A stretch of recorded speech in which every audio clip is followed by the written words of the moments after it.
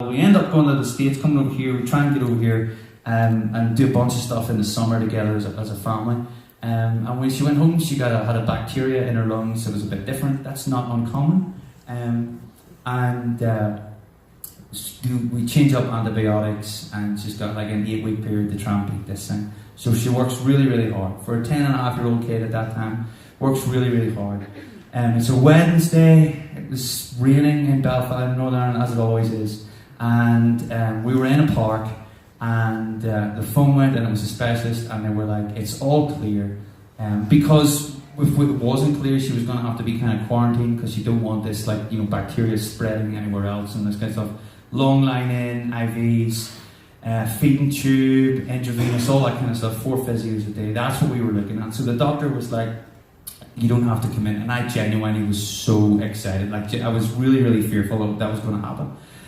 So I ran over to her and told her, and she skipped off, wee skinny legs away she went. And it was just a great moment, right? And there was my family, then there was like my worship pastor's family, and then a friend from Florida. So 3 families represented. We were all there, and it was just brilliant. And but about an hour later, the phone went, and it was a specialist, and they were like, we don't know why, but we're really, really sorry.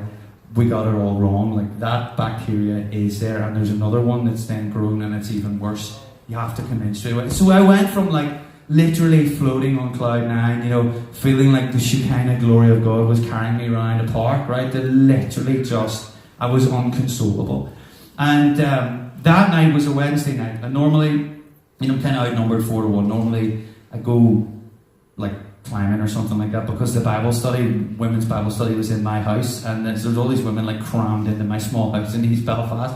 So I go and like do something half manly, like rock climb or chop wood or something, I don't know, get in a fight or something like that, right? Just feel like I have to go and do something manly, And but that night, honestly, I know earlier on I'm joking a bit, but I am a worshipper, I really am. And I went to my worship pastor's house, and we're best friends, and my friend from Florida was over, and the 3 of us just sat in his front room, and I was in bits, right, just for hours, just absolute bits. And my worship pastor, his sister had half of her brain removed to try and stop all these crazy seizures she's been having her entire life. And so he's got lots of questions and lots of unanswered things. And then my friend Jamie from Florida, there's so many things have happened to him. He's lost so many houses and storms and fires and natural disasters and all of this kind of stuff. And so we're all sitting in this room just having a big conversation. And this story of Jericho come up through a book that was kind of being read at the time.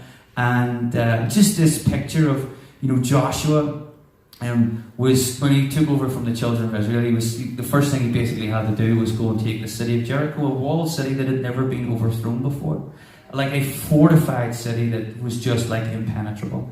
And if you know the story at all, the Lord gives them the specifics. Walk around the walls once a day for 6 days and keep your mouths nice and quiet. And then 7 times on the 7th day. And on the last time, we lift up a big shout. And the walls then came down, and they took the city.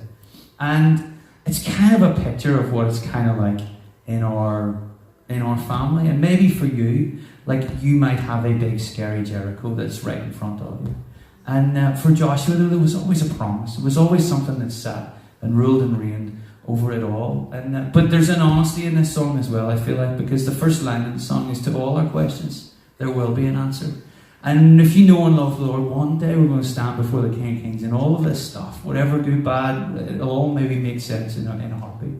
And I invite you to go on that journey. If maybe you have been lapping your walled city of Jericho for years, just keep on keeping on. Keep on believing for breakthrough. I don't know where you are in your journey and in your adventure.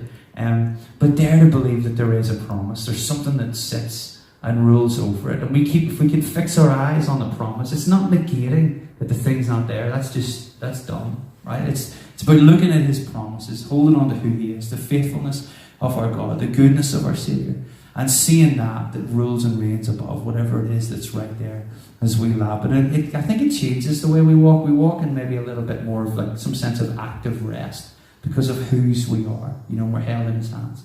And with all this in mind, I would love to just to watch a video. A bunch of weeks ago, Mark Advocate here in the front row is a good friend of mine, and he sent me a video of this special girl, and I have never physically met Emily But he sent me this video, and I'm in Ireland, and I was just completely blown away. Just watch this for us.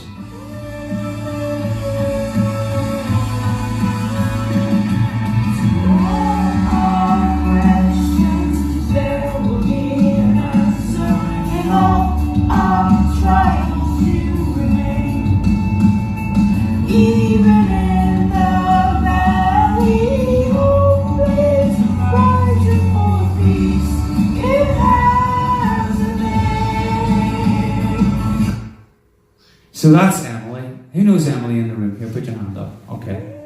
You know way more than I will that she has her own Jericho that's right there in front of her right now at the minute. And she would love to be here.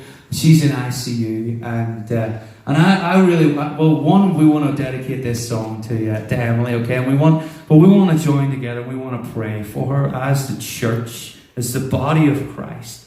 And we want to lift this song up. And so my encouragement is when we sing this song, yes, your own thing, but we're going to pray for her after the song as well. In the middle of this song, let's see, when we sing, we exalt thee. It's this sense of like we take what we have and we exalt God over it. That's what we want to do. We want to lift banners of truth up over our lives, but we want to lift banners of truth over Emily's life and over their family.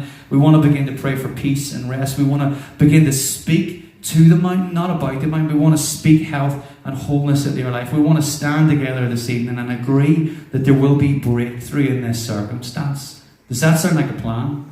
Now, listen, I am really, really fired up, okay, because we have